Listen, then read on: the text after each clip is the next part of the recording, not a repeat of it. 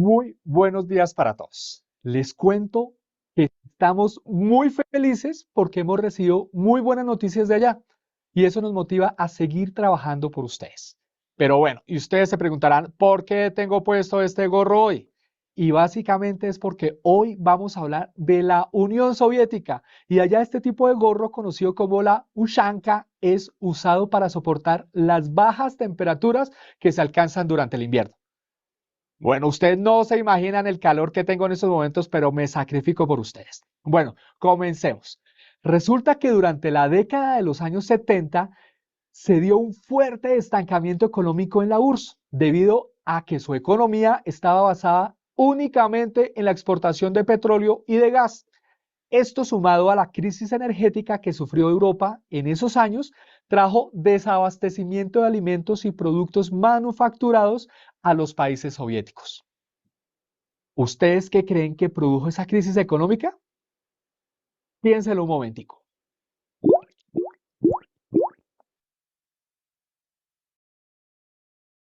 Pues claro, esta crisis económica trajo consigo el descontento de la gente y llevó a la población a manifestarse en contra del régimen socialista.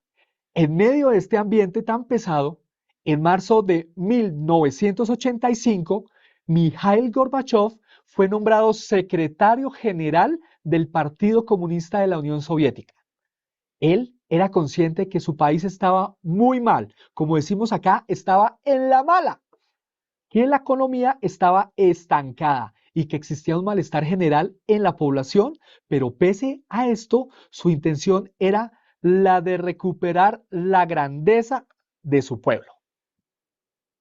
Ante la política de rearme del presidente de los Estados Unidos, Ronald Reagan, Gorbachev decidió reformar la estructura del gobierno ruso con una nueva forma de pensamiento que él llamó, miren, perestroika.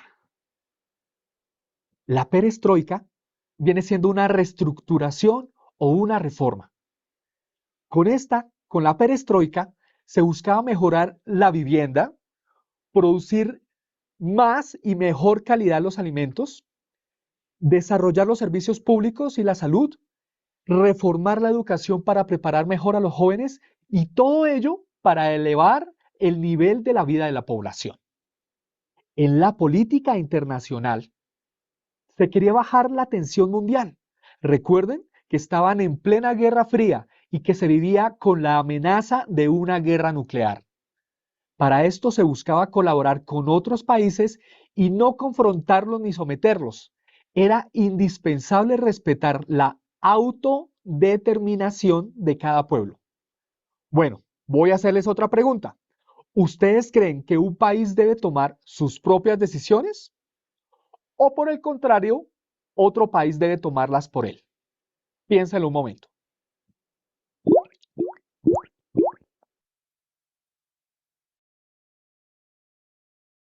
Bueno, lo primero que se debía hacer para poder disminuir la tensión mundial era lograr el desarme nuclear.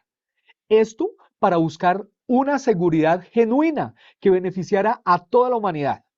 Además, era necesario mejorar los lazos, primero con la China, con la India, con los Estados Unidos y con toda Europa. Para lograr su cometido, Gorbachev también aplicó esto. Miren, el glasnost, o sea, la transparencia de la información. Las cosas había que darlas a conocer como eran en realidad y no como deberían ser. Esta actitud permitió que cualquier persona dijera lo que pensaba sin temor a ser perseguido. El gobierno de Gorbachev también defendió la democratización política, permitiendo que las elecciones a todo nivel fueran totalmente libres y no con los candidatos señalados por el Partido Comunista como era tradicional. Tanta libertad hizo que las repúblicas del Báltico, aquí los vemos en el mapa, esta zona que está aquí marcada, declararan su independencia y su derecho a decidir su destino.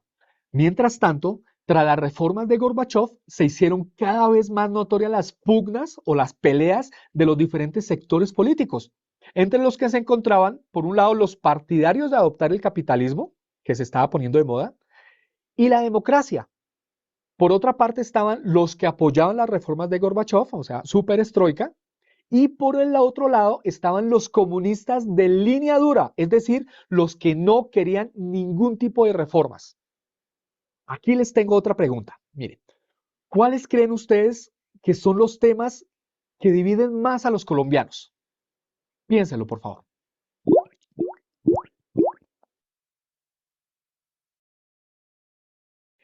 Este último grupo, los comunistas de línea dura, intentó hacer un golpe de Estado contra Gorbachev, pero la población lo defendió y las tropas del ejército desobedecieron a los líderes del Partido Comunista.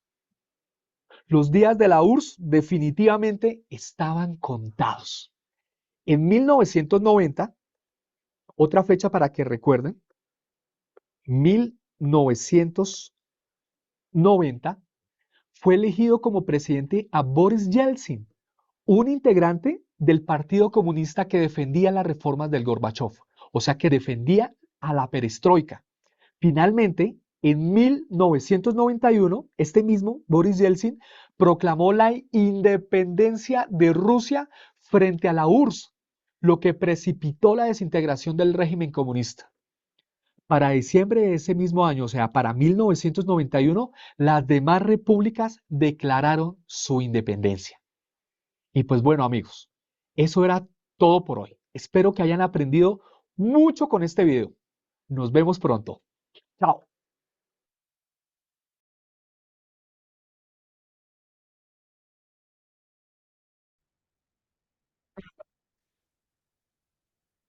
Mucha tecnología, satélites y espionajes, pero antes de destaparos el pastel, en el vídeo de hoy os traemos mucha tecnología, satélites y espionajes, pero antes de destaparos el pastel os vamos a resolver un problemita, para que no se espíen a vosotros. Y es que, con todos estos avances en nuestro mundo lleno de redes inseguras, los ciberdelincuentes campan a sus anchas y...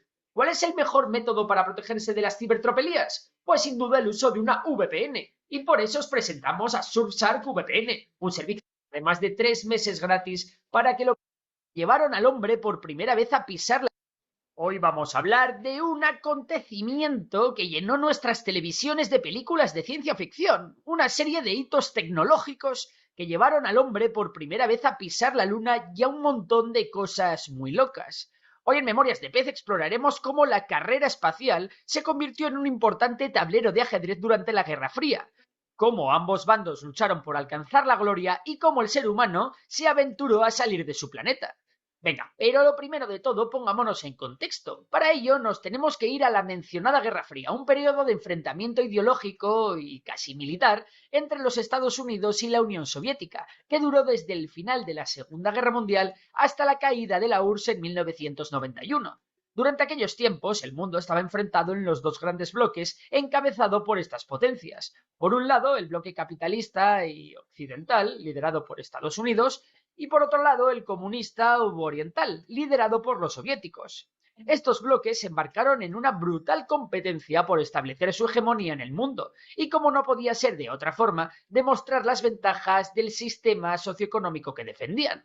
Afortunadamente, nunca llegaron a desatarse enfrentamientos directos entre las potencias, a pesar de que la cosa estaba tensita de narices. Eso sí, enfrentamientos indirectos hubo todos los que os podríais imaginar y más. Y no estamos hablando solo de guerras de otros países en los que las potencias intervinieron. La competencia llegó también hasta la ciencia, la tecnología o incluso a los deportes. Y en este contexto se dio nuestra carrera por la conquista del espacio, que no fue otra cosa que una lucha feroz por ver quién conseguía el mayor logro espacial, y que estuvo marcada por el uso del espionaje y el contraespionaje a gran escala.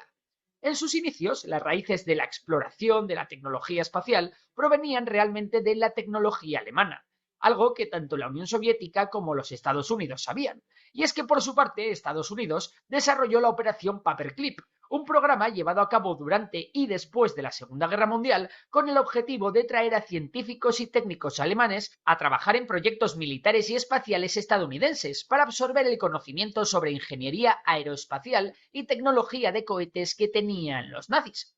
El programa fue liderado por el ejército estadounidense y se llevó a cabo en la Alemania ocupada después del fin de la guerra. Eso sí, aunque la operación Paperclip fue considerada un éxito en términos de logros técnicos y científicos, también fue controvertida debido a la participación de algunos científicos de la Alemania nazi en programas de armamento posterior. Por otro lado, los soviéticos hicieron lo propio con la operación Oso-Avyagin, llevándose centros de investigación y producción desde Alemania a la Unión Soviética y llegando a reclutar a más de 2.500 técnicos y especialistas militares de la Alemania de posguerra.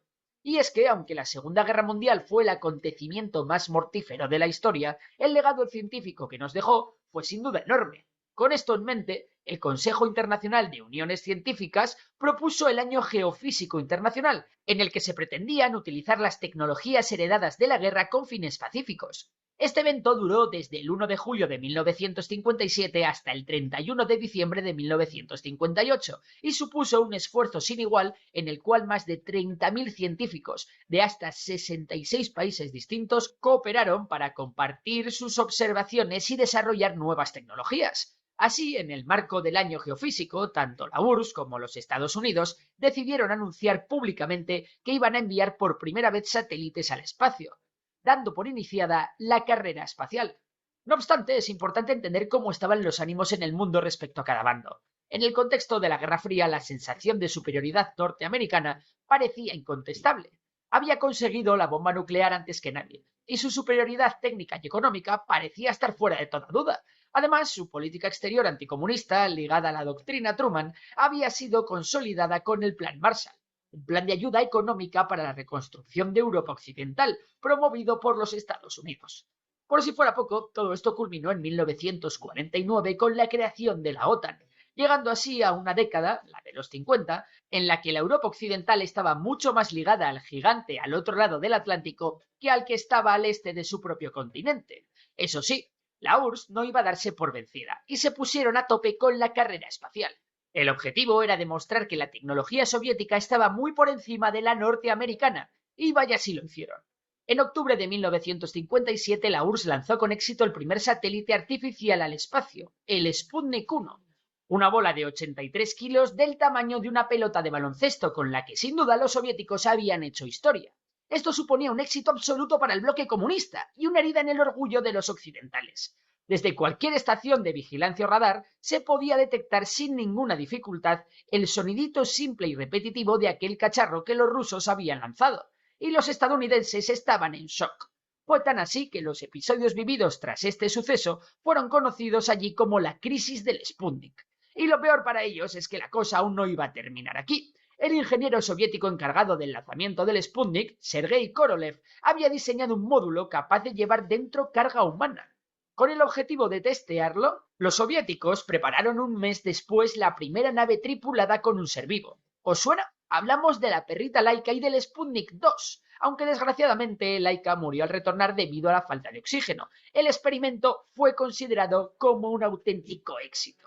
Los norteamericanos volvieron a ver desde la grada cómo los soviéticos avanzaban otro paso más en su exitosa carrera espacial, mientras que ellos habían sido una vez más humillados. No obstante, Estados Unidos comenzaba a despertar. 4 meses después del batacazo, los americanos lanzaron el Explorer 1, un satélite que lo cierto es que aún no estaba a la altura de los que habían sido lanzados por los soviéticos. Así, la presión en este ámbito les llevó a crear en 1958 uno de sus mayores iconos científico-tecnológicos, la agencia espacial más conocida del planeta.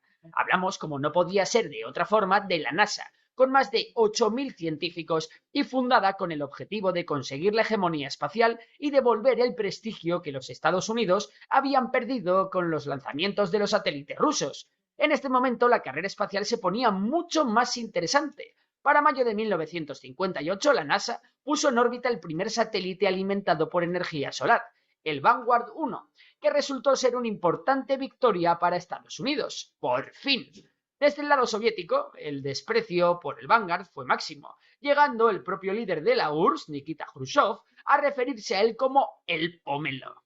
Sin embargo, todo esto coincidió con la salida de órbita de los Sputnik, algo que esta vez fue un buen batacazo para los soviéticos. Como curiosidad, el Vanguard sigue en órbita y es el satélite artificial más antiguo del espacio. Al Vanguard le seguirán otros 3 programas espaciales de gran importancia. El Pioneer, dedicado a lanzar satélites, el Surveyor, que tenía como objetivo detectar zonas para lunizar, y el más conocido de todos, el Apolo, que como bien sabéis tenía como objetivo llevar al primer hombre a la Luna. No obstante, a pesar de todo, los soviéticos llevaban claramente la delantera en aquel momento. Esto se hizo más que patente en 1959, cuando el Luna 3 logró tomar las primeras fotografías de la cara oculta de la Luna, algo que acrecentó la sensación de fracaso para Estados Unidos. La supremacía soviética parecía total, y en 1961 esto se iba a volver indiscutible. La URSS había conseguido enviar al primer ser humano al espacio. Estamos hablando del famosísimo militar soviético Yuri Gagarin, que a bordo del Vostok 1 realizó una órbita completa de la Tierra durante 108 minutos antes de aterrizar de vuelta en el planeta. Gagarin se convirtió en un héroe nacional y su logro inspiró a generaciones de futuros astronautas y cosmonautas. Un mes más tarde, Estados Unidos puso en órbita a Alan Shepard en un lanzamiento menos ambicioso que el de los soviéticos y que tenía como objetivo demostrar que los Estados Unidos también tenían la capacidad para enviar a seres humanos al espacio, aunque la verdad fue más bien una cuestión de orgullo. Mientras tanto, en Yanquilandia, John F. Kennedy había llegado a la presidencia en un momento de cambio y con el país realmente agitado. Con su llegada al poder, Kennedy demostró que no estaba dispuesto a ceder el primer lugar de la carrera espacial, y en una sesión conjunta ante el Congreso de su país declaró que la exploración del espacio era prioritaria, y fijó el reto: llevar a un estadounidense a la Luna antes de que terminara la década de 1960, algo con lo que evidentemente sabía que iba a sacar un enorme rédito político si al final lo conseguía. Así, en su plan de desarrollo llamado Nueva Frontera, el presidente de los Estados Unidos puso a la NASA en el centro del mapa y sentó las bases para que futuros presidentes siguieran sus pasos y también aprovecharan el caladero de votos gratuitos que significaba exaltar el patriotismo americano frente a la Unión Soviética en la carrera espacial. Por su parte, el programa espacial soviético avanzaba a buen ritmo. En 1963, a bordo del Vostok 6, Valentina Tereshkova se convirtió en la primera mujer en alcanzar el espacio. En esta misión, Valentina completaría un total de 48 órbitas alrededor de la Tierra antes de volver al planeta pasados 3 días. 2 años más tarde, Alexei Leonov se convertiría en el primer ser humano en salir de una nave y darse el primer paseíto espacial. Un paseo que duró 12 minutos, lo justo para estirar las piernas y seguir trabajando. Y es que los rusos sabían en aquel momento que disponían de la tecnología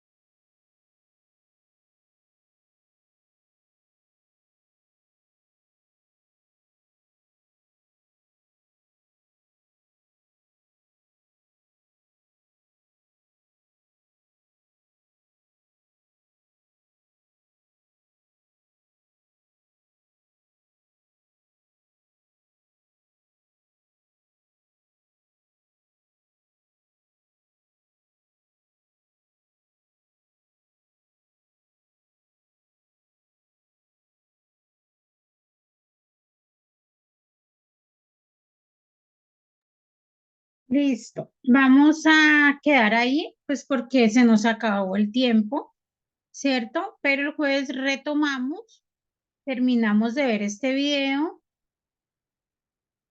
¿Cómo así? ¿No estaban escuchando? ¿Y por qué no me avisaron?